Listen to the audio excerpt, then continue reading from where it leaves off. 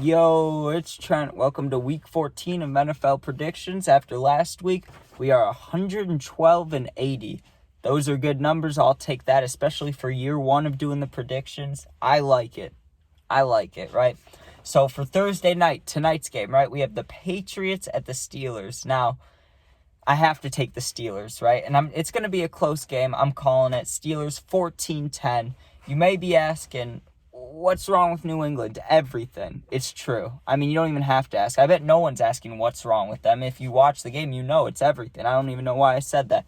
The Patriots suck, okay? I'm sorry to say it, but they're the worst team, one of the worst teams. I mean, you got the Panthers there too, but sometimes the Panthers look like a football team. New England looks like Belichick is just, I don't even know, like he gave up. It really looks like he gave up, And I don't know what they need to do. I don't know. I mean, I watched some of the games, but you don't know what it is. Is it Mac Jones, the quarterbacks? Is it the line? I mean, it could be the line. Is it the defense? I mean, it could be anybody. Belichick is definitely a part, but who knows? But for Steelers fans, listen.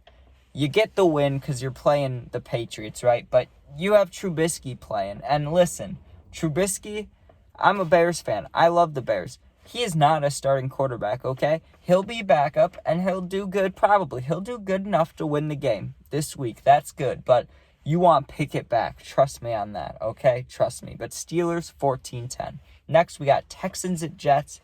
C.J. Stroud's been playing great, but he doesn't have Tony Dell, so who's he going to throw to? That's the question for the Texans, right?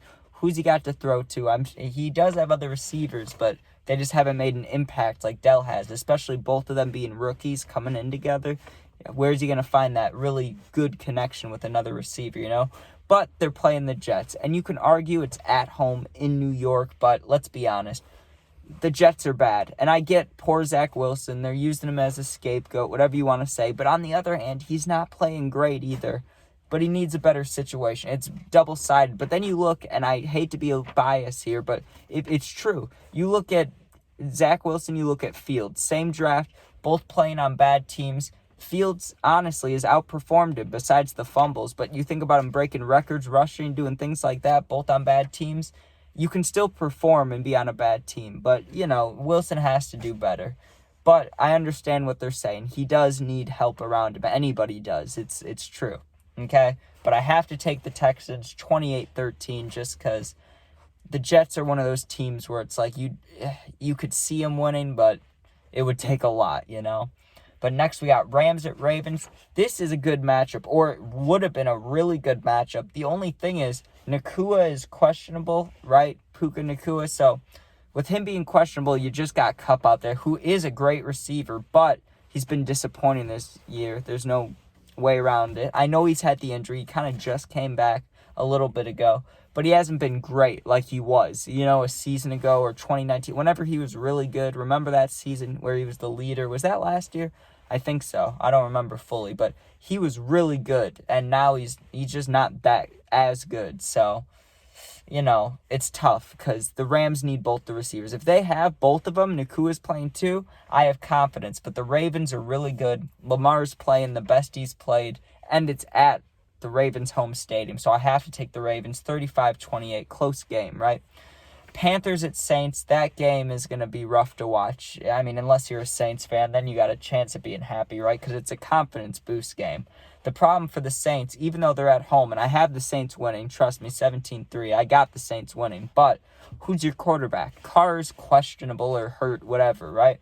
Then you got Taysom, who is good, but he plays every position, and you might want him at another position. And then what? You put Jameson and he throws dangerous balls, but sometimes he gets tutties. That Jimmy Graham one was beautiful, or whoever he threw it up to, that high point of that in the corner, right? But he throws dangerous balls. So, and Taysom, he does everything.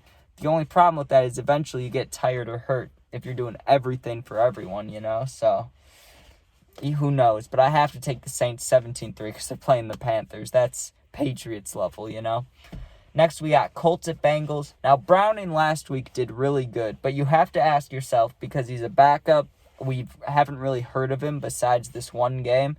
Is it a good game or is it a fluke? Because a lot of bad players have had good games, So we need to see him perform more before we can make a clear, okay, he's a good backup, He needs to do more. Now, on the other side of it, you got the Colts, who are the away team, right? But you got Minshew Mania, you got Jonathan Taylor, and you got Michael Pittman. Give me those three against the Bengals without Burrow easily. 28-21 Colts.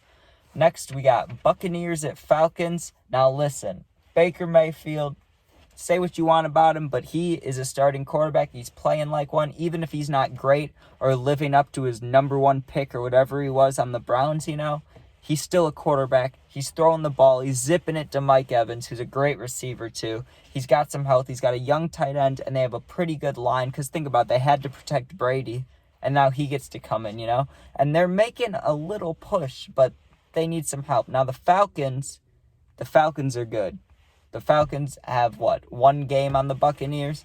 I wouldn't say great, but they're good. They got Bijan. They got, the tight end Pitts. He's playing his butt off. The Falcons' defense has been looking pretty damn good against these teams recently. It's a tough one. But honestly, I'm taking the Buccaneers because, in all honesty, and I hate coming down to the quarterbacks, but in clutch time, I'm taking Baker and Mike Evans over Desmond Riddler and whoever, Pitts or whoever you want to say, Drake London, whoever you want to say. But give me the Buccaneers, 27-24. Close game.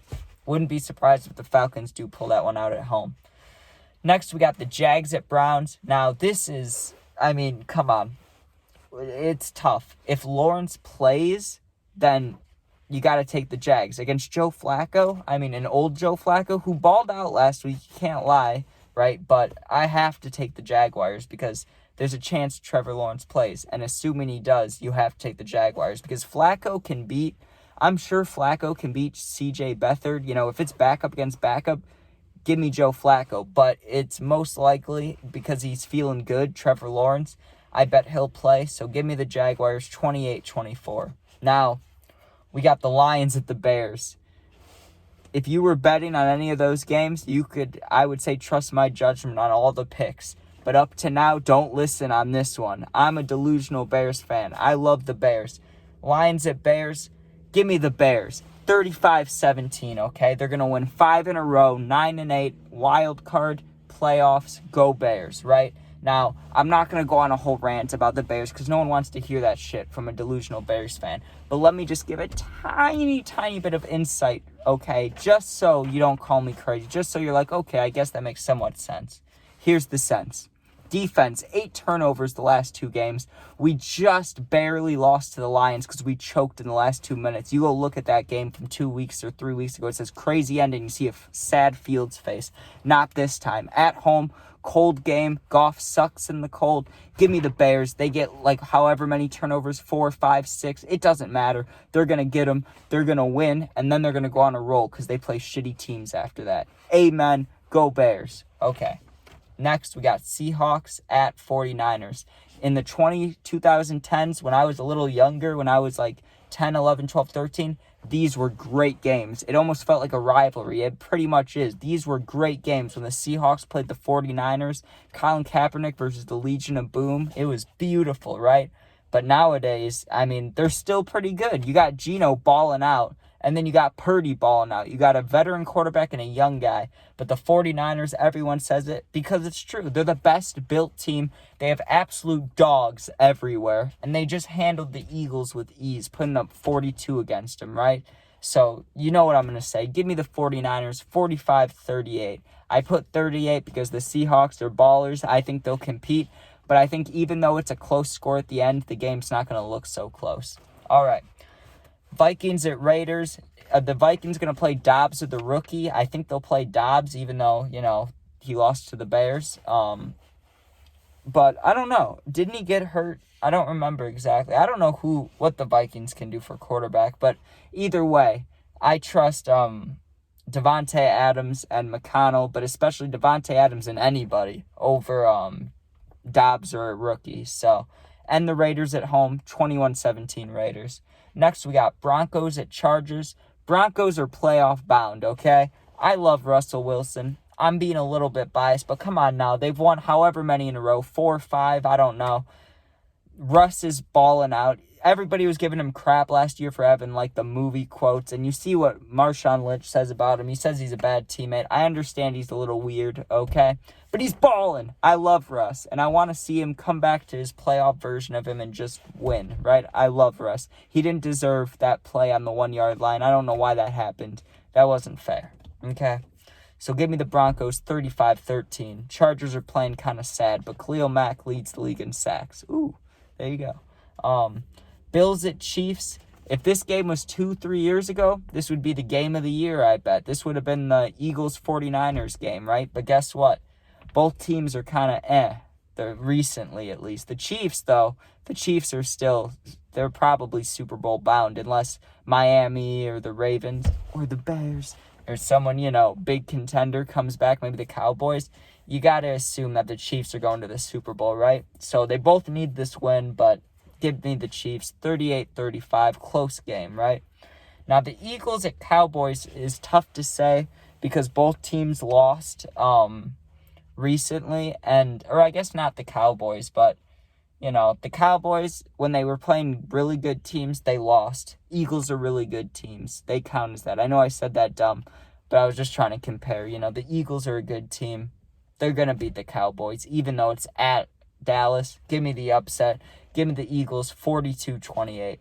Next, we got the Packers at Giants.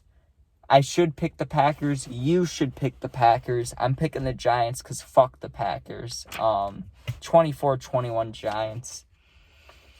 And then lastly, the Titans at Dolphins. Come on. We all know what's going to happen. Tyreek for MVP, baby. Give me the Dolphins 50-17. Good night, and everyone have a good day.